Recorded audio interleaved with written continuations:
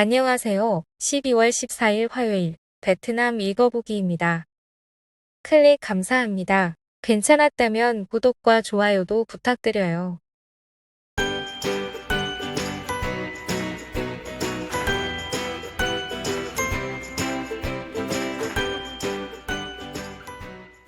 (12월 13일) 18시 발표까지의 베트남 코로나 사파의 지역 감염 현황입니다.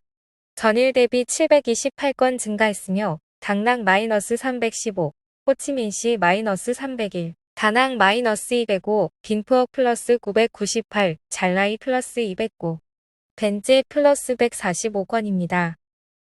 생산 중단되지 않도록 방역 강화. 현재 생산 회복 단계 중 확진자는 여전히 각 기업체에 출현하며 근로자들을 격리 치료해야 할 때 기업은 노동력 부족 상황에 직면하게 됩니다. 어떻게 해결해야 할까요? 12월 13일 호치민시 주최 세미나에서 보건부 보건환경관리국 부국장인 르옹마이 아이는 HCDC 보고서를 인용하여 호치민시 사업장에서 감염 사례는 있지만 밀접 접촉자 비율은 10%에 불과하여 방역이 잘 지켜지고 있다고 평했습니다. 호치민시 기업협회 부회장 전 비의 나이는 시 사업의 96%가 비교적 안정적으로 재가동했다고 말했습니다. 근로자 1,000명 미만 기업과 3연장 시행 기업은 약 70에서 80% 업무 재개했습니다. 1,000명 이상, 특히 5,000명 이상 기업의 경우 50%를 조금 넘는 정도로 특정 기업은 40%를 겨우 넘습니다. 호치민시 하이테크파크 관리위원회 레빅라는 12월 13일 현재 기업 내 확진자는 감소세를 보이며 신규 확진자는 5에서 10명에 불과해 과거 대비 매우 적은 수치라고 합니다. 하지만 확진자가 나올 때마다 최소 21일간 라인 가동이 안 돼서 인력난을 겪는 업체도 많다고 합니다. 7건 턴턴 수출 가공구의 백소스 베트남사도 확진자 10여 명을 처리하느라 인력이 부족하다고 발언했습니다. 현재 호치민시 발행 공문에 따르면 생산 및 업장에서 감염자를 발견하면 하기 4단계로 처리됩니다. 1단계, 확진자를 격리실에 임시 격리하고 즉시 지역보건소에 지원 요청. 2단계, 확진자 건강상태 평가. 3단계, 격리자 및 코로나19 확진자 관리 시스템 앱의 확진자 정보 입력. 4단계, 확진자 발생 지역 운영 중단 및 청소 소독, 모든 확진자 검사, 역학조사. 12월 13일 호치민시 수출가공구 및 산업단지관리위원회는 직원 1,000명 이상 기업은 격리구역을 마련하도록 권장하는 문서를 막 발행했다고 밝혔습니다. 산소 측정기, 혈압계 등의 기본 의료장비와 의료조직과 계약하여 규정에 따른 직원 건강 모니터링을 합니다. 빈지형성은 일반적으로 3연장에서 3그린로 전환하고 매주 약 20% 직원 대상으로 정기검사를 합니다. 메콩델타 삼각주 지역, 근로자 3차 접종 우선시 롱안성, 속장성은 3차 접종을 우선 계획 중이며 안장성은 공단 100% 재개했으나 생산성은 정상시의 80% 정도라고 하며 토지 임대료를 내년까지 연기했다고 합니다. 동나이성은 13일 99%의 기업 생산이 안정되었으며 88.9%의 직원이 복귀했으며 일부는 100% 복귀했다고 밝혔습니다. 남부지역 생산은 상당히 좋아졌다는 평가네요.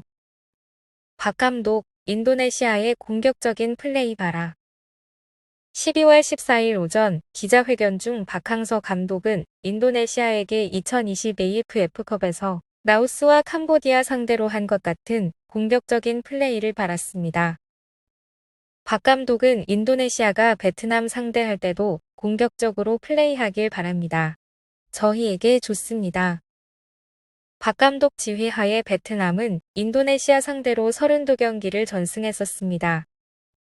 현재 인도네시아 축구팀 감독이 한국인 신태용 감독이라 두 한인 감독의 대결이기도 합니다. 한국에서 박항서 감독을 상대로 8승 1무 1패를 기록했지만 인도네시아 팀을 이끌면서는 월드컵 예선에서 0대4로 패한 바 있습니다. 베트남 대 인도네시아 경기는 12월 15일 19시 30분에 열립니다. 너는 계획이 다 있구나. 베트남 항공 13조 동 가까운 조기 적자 발표. 곧 A321 비행기 12대 8건.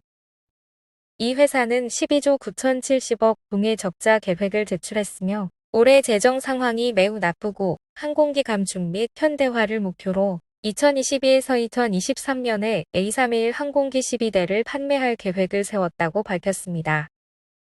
베트남 항공은 20년 5조 1290억 동을 삭감했으며 이 중 인건비가 1조 7750억 동이었습니다.